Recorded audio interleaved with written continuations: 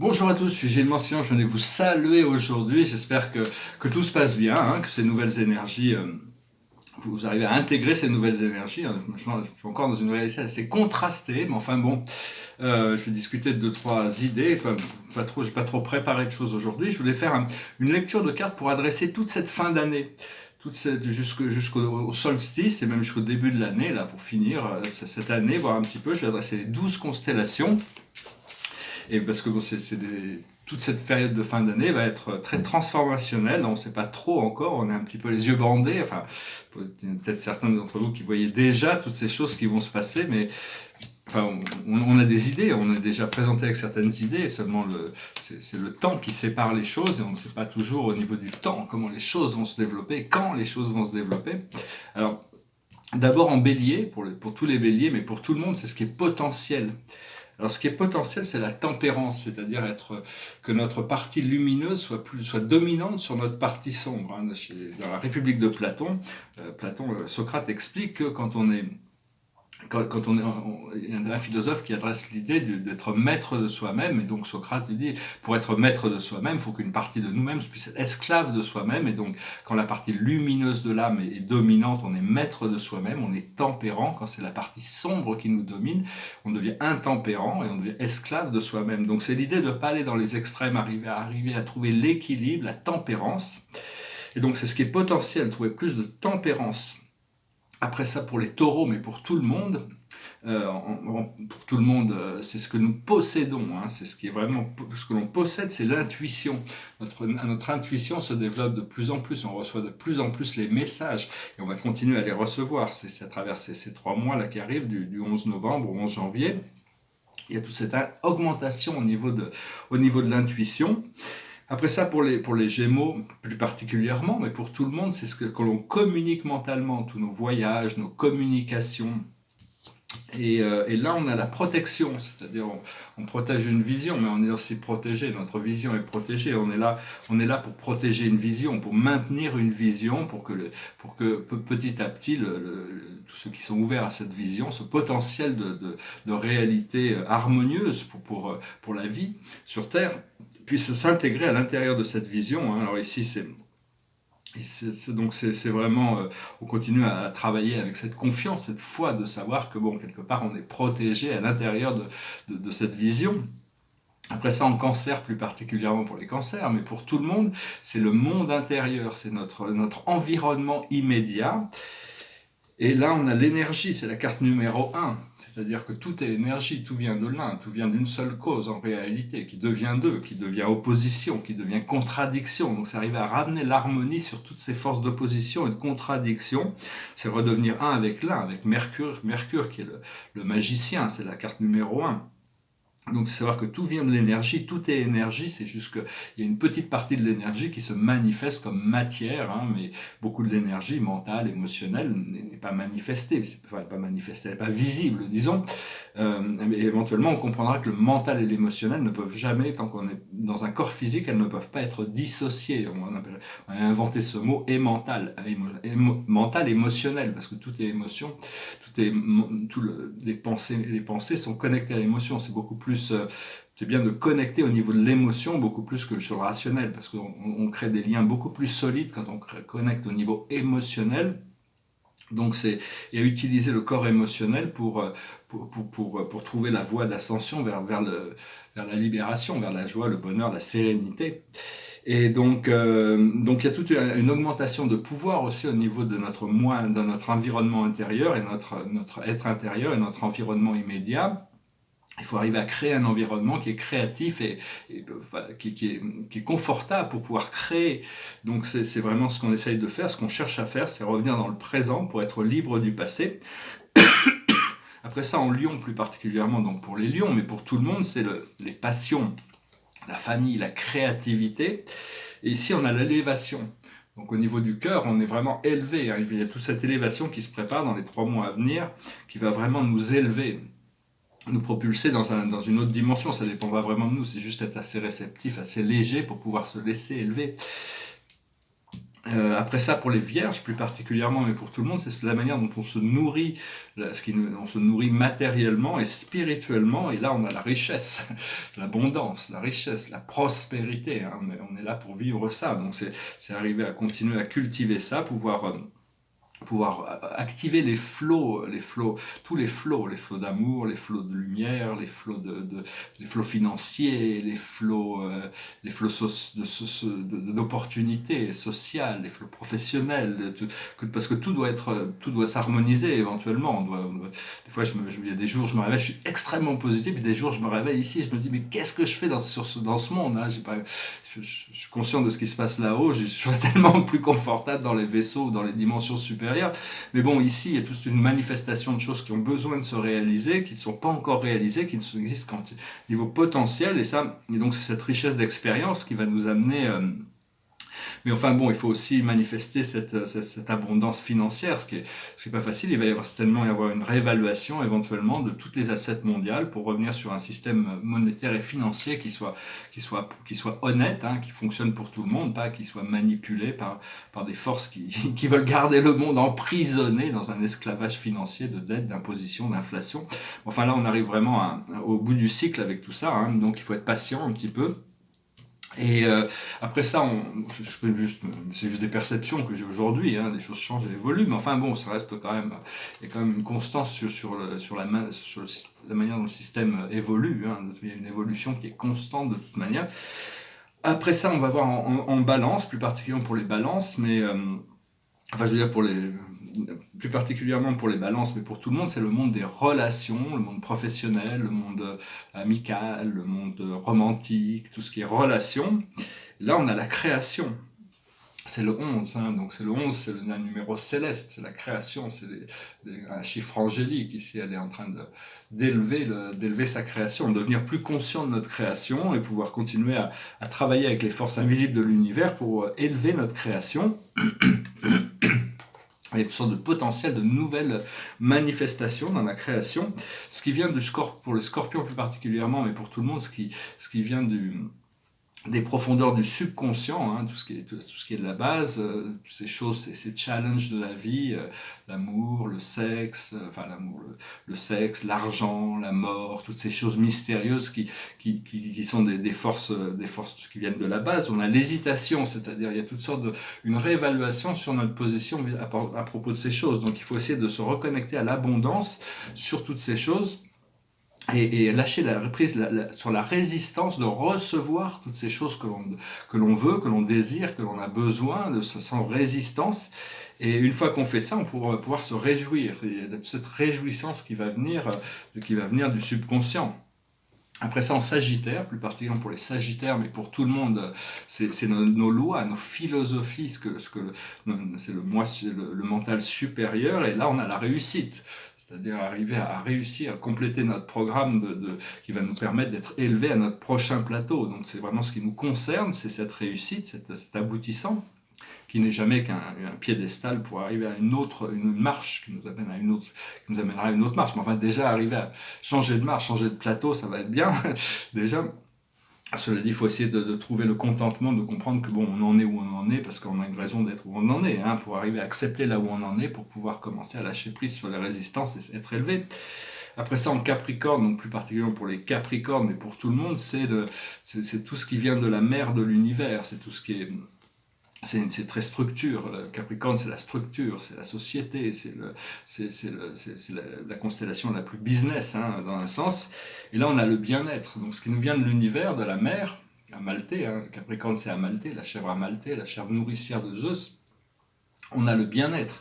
Donc c'est arriver à comprendre, bon, qu'est-ce qui nous apporte du bien-être, qu'est-ce qu'on a besoin pour trouver dans notre bien-être. Tout ça, c'est des choses qui vont, dans les 3 mois à venir, on va pouvoir intégrer toutes ces choses beaucoup plus facilement. Et après ça, en Verseau, donc plus particulièrement pour les Verseaux, mais pour tout le monde, c'est les rêves, les amis, les espoirs, et là on a la solution, on va dire qu'on voit déjà la solution, on rêve de la solution, on imagine la solution, et cette solution elle est déjà concevable, on a besoin de manifester cette solution, et pour ça il faut dépasser complètement les problèmes, pour arriver directement à la solution. Après ça, en poisson, c'est le karma, l'inévitable. Donc plus particulièrement pour les poissons, mais pour tout le monde, c'est l'inévitable, c'est le karma. Et là, on a le pardon. Donc c'est arriver à se pardonner à soi-même pour toutes nos erreurs, réelles ou imaginaires, arriver à se pardonner à soi-même pour tous les délais qu'on a créés, pour toutes nos faiblesses aussi, et pardonner aux autres aussi, parce que bon, ils font le mieux qu'ils peuvent avec les moyens qu'ils ont. Donc sinon, si on pouvait faire mieux, on ferait mieux. Hein. C'est encore une fois, je reviens sur Socrate. Enfin, Socrate explique si les gens sont bêtes et méchants, c'est pas parce qu'ils veulent être bêtes et méchants, c'est parce qu'ils savent pas faire mieux. Donc il faut leur donner le bénéfice du doute en leur donnant cette lumière pour qu'ils arrivent à dépasser leur propre, sans parler même des gens qui sont bêtes et méchants, mais de donner à tout le monde la possibilité de voir la lumière spirituelle, la lumière divine à l'intérieur des êtres, ce qui leur donne l'opportunité de voir quelque chose de nouveau, d'émerger dans une nouvelle lumière. Et il va y avoir toute cette idée de pouvoir se pardonner à travers ces fêtes-là pour tout le passé, tout le temps perdu, les regrets, toutes ces choses-là. Hein. Et l'aboutissant de cette saison, c'est les rêves. C'est-à-dire on cherche à rendre nos rêves réalité, connectés avec le monde de l'imaginaire, connectés avec parce que l'imaginaire, ce que l'on imagine, c'est notre futur. C'est vraiment le futur il n'y a pas d'autre futur que ce qu'on peut imaginer. Hein. De toute manière, la vie, Dieu était grandiose, il y a bien au-delà de tout ce qu'on peut imaginer, mais il est obligé de faire avec nos croyances et nos désirs. Nos croyances et nos désirs sont le fuel, le moteur, l'engin de l'évolution. Donc il faut arriver à lâcher prise sur tous les doutes de la troisième dimension, les peurs de la troisième dimension, ce qui n'est pas toujours facile parce qu'elles restent en activité, mais il y a ce potentiel de tempérance, d'arriver à équilibrer les choses. Hein. Donc voilà, j'espère que cette lecture a résonné pour vous, ces choses vont pouvoir se manifester pleinement à travers cette saison-là qui arrive. Je voulais dire, donc je sais pas trop ce qui va se passer, parce qu'il y a des discussions, je vais faire un petit commentaire, c'est que il y a des discussions dans les médias qui expliquent que YouTube va changer sa politique et ils vont fermer toutes les chaînes qui ne leur rapportent pas assez d'argent. Donc bon, on ne sait pas trop ce qui va se passer, mais bon, ils ont décidé de fermer les chaînes qui vont... Alors moi, 90% des chaînes que j'écoute, il n'y a pas de publicité, hein, c'est des chaînes sur la spiritualité, il n'y a aucune publicité, donc tout ça ils risquent d'éliminer tout ça. Alors il y a 4 possibilités pour ma chaîne particulièrement, où ils vont me laisser continuer comme ça parce que je suis trop insignifiant pour eux. Donc bon, je continuerai à mettre des vidéos, hein, sinon je vais trouver une autre plateforme, faire quelque chose d'autre de toute manière. Ou bien ils vont me demander de mettre de la publicité, ce que je peux faire aussi, parce que bon, juste pour exister sur leur plateforme, mais aussi ça permettra d'avoir un meilleur référencement, parce que les chaînes sans publicité ils font pas la promotion des chaînes sans publicité, parce qu'elles ne leur apportent pas d'argent. Ou bien ils vont mettre de la publicité sans me demander, bon, on verra bien, hein, de toute manière, ou alors ils vont fermer la chaîne. Donc ça, je sais pas encore, on verra bien ce qui va se passer, hein, de toute manière, on verra. Hein. Donc, enfin bon, de toute manière, on se prépare pour quelque chose de complètement nouveau, hein, personnellement. Enfin bon, j'ai toujours la peinture, je continue à avancer sur mes tableaux. Alors derrière moi, c'est un tableau, c'est une scène, c'est un intérieur, une sorte de sculpture, un petit peu, on dirait un peu une sculpture d'Henry Moore, c'est un sculpteur anglais. Alors, il y a 3 tableaux blancs, un qui dit la paix, peace, un qui dit happiness, un qui dit one. C'est comme dans une galerie avec ce parterre jaune-vert. Et ici, je pense qu'on m'a demandé de me raser la tête, donc je me suis rasé la tête. C'est pour ressembler un petit peu à mon autoportrait ici. C'est un autoportrait astrologique, il est pas mal, je crois qu'il est presque fini là maintenant, il n'y a vraiment plus grand chose.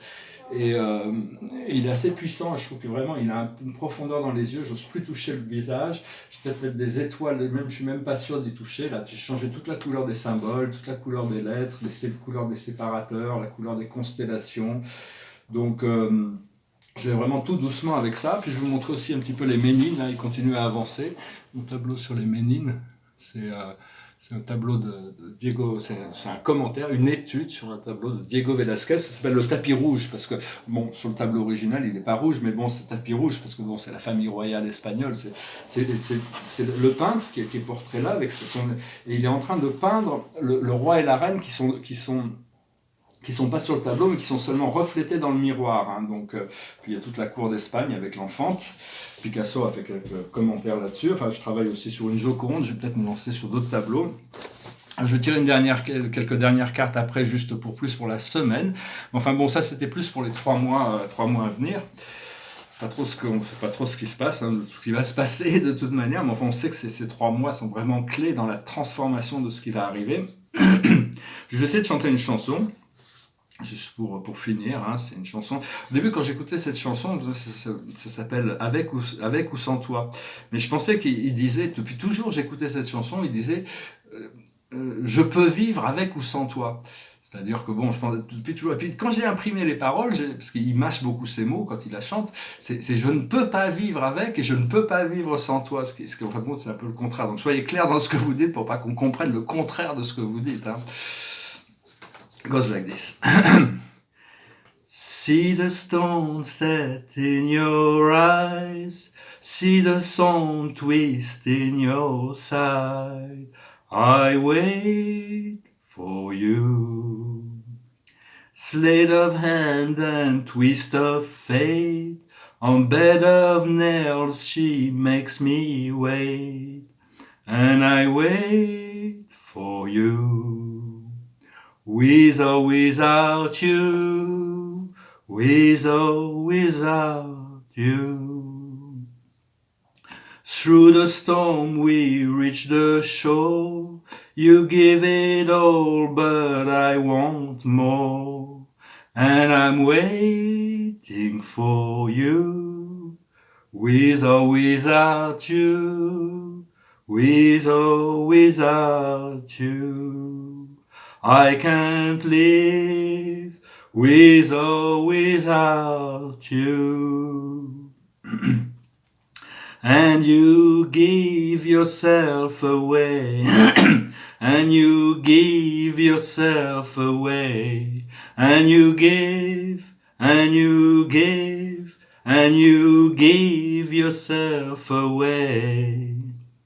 My hands are tied, my body bruised, she got me with nothing to win and nothing left to lose, and you give yourself away, and you give yourself away, and you give, and you give, and you give yourself away, with or without you, with or without you.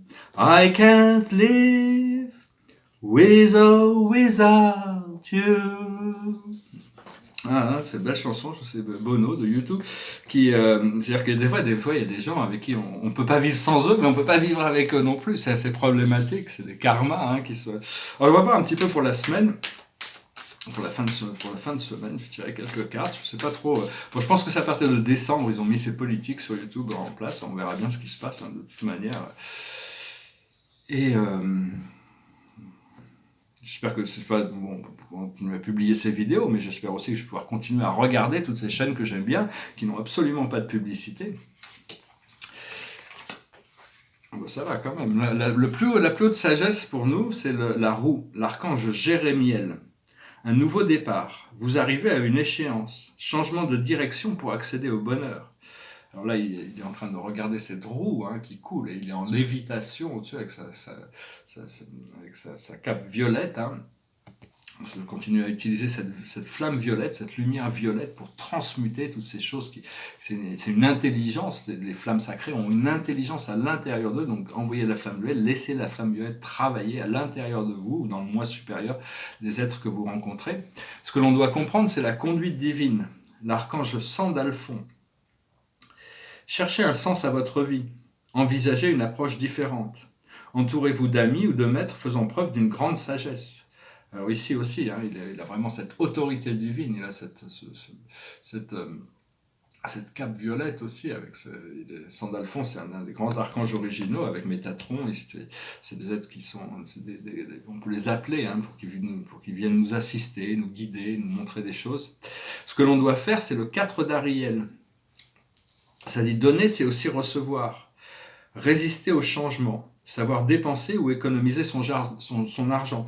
Donc c'est vraiment une carte sur l'administration, être sage dans l'administration de ses ressources, hein, c'est pas seulement l'argent, mais dans toutes ses ressources, son temps, son énergie, son argent, avoir plus de sagesse. Hein, et l'aboutissant, c'est la dame de Gabriel, donc c'est un bon aboutissant quand même, passionné, charmant, brillant, indépendant. Vous pouvez dès à présent tout entreprendre, aller vers ce que vous aspirez. Vous attirez les personnes capables de vous venir en aide. Donc il y a toutes sortes de nouvelles personnes qui vont venir pour nous complémenter dans la réalisation de nos projets. Hein. Il faut essayer faut faire le plus possible pour être prêt. Enfin, on est déjà prêt. Hein. De toute manière, on s'est préparé. La vie nous a préparés pour toutes ces choses. Donc voilà, je vous remercie, je vous salue. J'espère à bientôt. Et puis, enfin, je pense revenir prochainement. Et et puis bon, on verra bien de toute manière comment les choses vont se dérouler. Hein. Moi, je sais pas si je veux peut-être continuer à me raser la tête, mais enfin bon, je voulais juste, je veux dire, j'aime bien ce que bon, il me ressemble pas forcément, un petit peu quand même, mais enfin bon, je le trouve assez, je le trouve assez bien. Hein. Puis bon, vu que le tableau s'était fait comme ça, il fallait que je me rase la tête pour ressembler au tableau de cet autoportrait de 2019. Hein. Peut-être que c'était la raison pour laquelle il fallait que je fasse ça. Voilà, je vous remercie, je vous salue, je vous remercie d'aimer, de partager, de commenter, de souscrire. Je vais essayer de continuer de faire ces vidéos aussi longtemps que YouTube me le permet, de toute manière. À bientôt, namasté.